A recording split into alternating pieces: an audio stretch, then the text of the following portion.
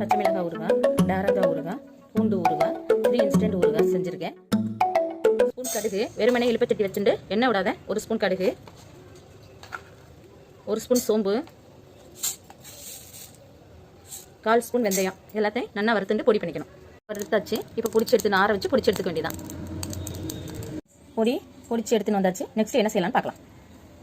1 spoon எண்ணெய், நல்லெண்ணெய் தான் விடணும். எந்த ஊறுகாயினாலும் நல்லெண்ணெய் தான் விடணும். காஞ்சு எடுத்து 1/2 கப்பு பூண்டு பல், துருவல்,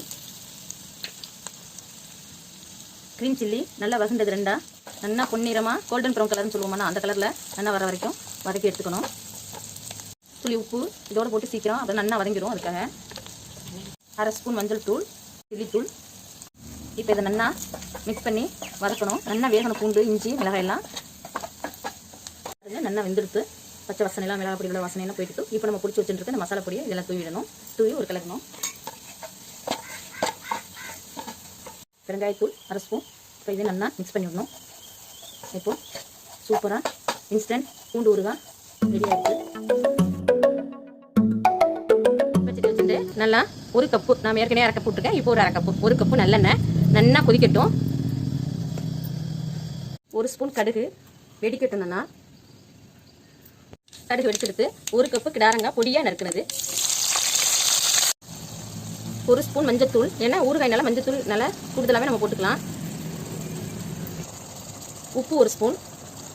இப்போது இதை நல்லா கிளறிண்டே இருக்கணும். அப்படியே 1/2 ஸ்பூன் பெருங்காயத்தூள். இதையும் நல்லா கிளறி விட்டுக்கோங்க.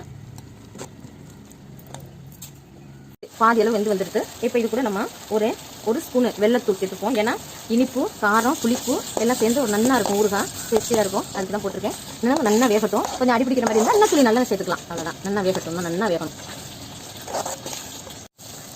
இப்போது வெள்ளை வாசனை போயிட்டு நல்லா 3/4 அளவுக்கு வெந்துடுது. இப்போ நம்ம இதில் சில்லித்தூள் ஆட் பண்ணுவோம். நல்லா 2 ஸ்பூன், நான் 3 ஸ்பூன் கூட போட்டுக்கலாம் குட்டி ஸ்பூனால். ஏன்னா காரம் வேணும் இல்லையா, அதனால் அவ்வளோதான். வேறு நல்லா. இப்போ அதை நல்லா கிளர்ந்து மிளகாய் பொடி வாசனை நல்லா போயிட்டு நல்லா சுருள அப்படியே கிளறிண்டே இருக்க வேண்டியதான்.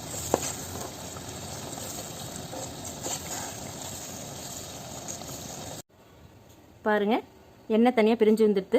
கல்யாண வீட்டு சுயான ஊறுகாய் ரெடி ஆகிடுத்து. 10 பச்சை மிளகாய் எடுத்துக்கோங்க.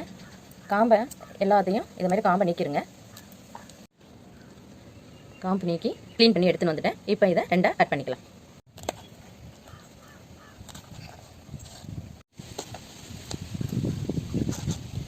பாருங்கள், எல்லா மிளகாயும் கட் பண்ணி எடுத்தாச்சு. நெக்ஸ்ட் என்ன பண்ணலாம்னு பார்க்கலாம். வெறுமனே இழுப்பச்சட்டி வச்சுட்டு எண்ணெய் எதுவும் விடாமல் 1 ஸ்பூன் மல்லி, 1 ஸ்பூன் கடுகு, 1 ஸ்பூன் சீரகம், 1 ஸ்பூன் சோம்பு நல்லா வறுத்துக்கணும். நல்லா வறுத்தாச்சு. இப்போ பொடி பண்ணி எடுத்துக்கலாம். மசாலா பொடி ரெடி ஆகிடுது. நான் ரெடி பண்ணி வச்சுட்டு இருக்கேன் மசாலா பவுடரை இந்த மிளகாய் மேலே போட்டுக்கலாம். மஞ்சத்தூள் 1/4 ஸ்பூன், உப்பு 1 டேபிள் ஸ்பூன் நல்லா மிக்ஸ் பண்ணிக்கலாம். 1 ஸ்பூன் நல்லெண்ணெய், 1/2 ஸ்பூன் பெருங்காயத்தூள் தாளிச்சு வச்சுருக்குறத இதில் ஆட் பண்ணிக்கலாம். இப்போது எல்லாத்தையும் நல்லா மிக்ஸ் பண்ணிக்கலாம். மூடி எலுமிச்சம்பழம் இது மேலே அப்படியே புளிஞ்சு விட்டுக்கலாம். ஒரு 1/2 ஸ்பூன் வினிகர் ஆட் பண்ணிக்கோங்க. இதை நல்லா மிக்ஸ் பண்ணிக்கோங்க. இதை 2 மணி நேரம் கழித்து சர்வ் பண்ணிக்கோங்க.